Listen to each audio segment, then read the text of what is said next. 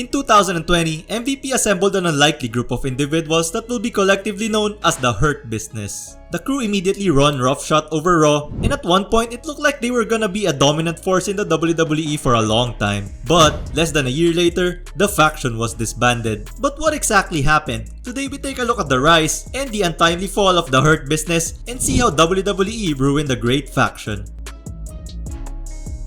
First, the centerpiece of this faction, the almighty Bobby Lashley. Lashley's early run when he came back to the WWE in 2018 wasn't that good to say the least. He did get 2 Intercontinental title reigns along with his first hype man, in Lio Rush, though that lasted for only a whopping 61 days combined, and he was more of a transitional champion for Finn Balor. It was a forgettable reign, and his partnership with Rush was pretty much over after losing the belt at Mania. Lashley then toiled around the midcard for a bit, having a short feud with Braun Strowman before moving to a bizarre love triangle with Lana and Rusev, who were in fact legitimately married in real life. Big Bob here probably had the time of his life with this feud, who wouldn't really? But it did nothing to further his career. This is where the next piece of the puzzle, MVP, comes in. If you enjoyed the video, it would really help me a lot if you give it a like and subscribe, as it lets me know that you like this kind of content. Montel Vontavious Porter made a surprise return in the 2020 Royal Rumble. Yeah, that really good Rumble before the world went to shit. As more of a one-off appearance just so his kid can see him compete in a WWE ring. But then one thing led to another, and not long after, he's back full-time in the WWE as part of the Raw roster. He was mostly used as cannon fodder for other stars till he took up an interest in, you guessed it, Bobby Lashley. And so MVP, who was now transitioning in more of a manager slash part-time wrestler role, got his first client when Lashley finally ditched Lana, divorced her actually quote unquote, after seeing his career go down the drain. MVP wasn't done with this recruiting process though, as he tried getting the then United States champion Apollo Crews to join, but he failed to do so. There was also that whole thing where he sorta won the United States Championship by forfeiture after Crews allegedly got the virus, but WWE didn't count this as a title change. Anyway, the next piece would come in the form of Shelton Benjamin. Shelton was one of the most underrated performers during his peak, and was really the 5th guy in the now legendary OVW class of 2002. Fast forward to 2020 however, he was now a veteran, mostly used as enhancement talent on main event, sometimes on Raw, a far cry from what he used to be. Benjamin joined the group a month later after MVP and Lashley helped him take the 24/7 title from R-Truth. It was also at this point when they started officially calling themselves the Hurt Business. And so, the first order of business was to get Lashley some gold in his waist, and they did just that. On the Payback Premium Live event, Lashley defeated Apollo Crews to become the new United States Champion. They made brief cameos in the bizarre concept known as the Raw Underground, through which they obliterated the competition, but this was more of a side quest if anything. Around this time, the trio also started targeting Apollo's babyface buddies. However, this wasn't just some random beatdown, as they were trying to recruit the 4th and final piece of the puzzle, Cedric Alexander.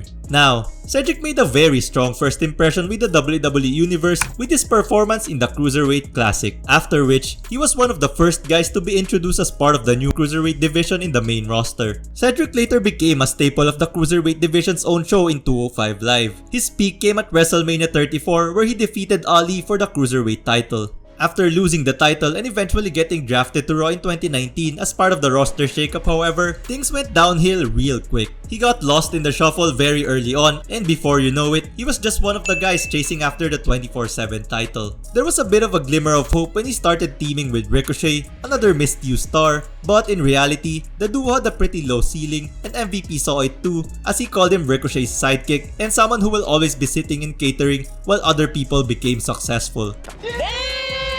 I guess it got through to him, as on September of that year, Cedric would turn on his partner during a 6-man tag match against the Hurt Business. And with that, the Hurt Business is finally complete. These 4 men who were struggling with their own careers banded together with one goal in mind, to dominate and win gold. What really made the faction stood out is their presentation. The fancy suits and the no-nonsense attitudes were reminiscent of the Evolution. They beat up anyone and everyone who stood their way and conducted everything like a business transaction, hence the name. The segments where they would reject an application then just beat the crap out of the guy was a lot of fun to watch. The next thing the faction had to do was to take care of some unfinished business by dispatching Ricochet, Apollo Crews, and the Viking Raiders. They then had a short feud with Retribution, which was the worst thing to ever come out of the Thunderdome era, but that's a video for another time. It was a bit odd at first since both were new and upcoming heel factions, but it's no denying denying that the Hurt Business putting in the hurt on Retribution was always a treat to watch. They easily took care of business, winning multiple matches against Retribution, and also there was that one time Lashley had to defend his US title against Slapjack of all people.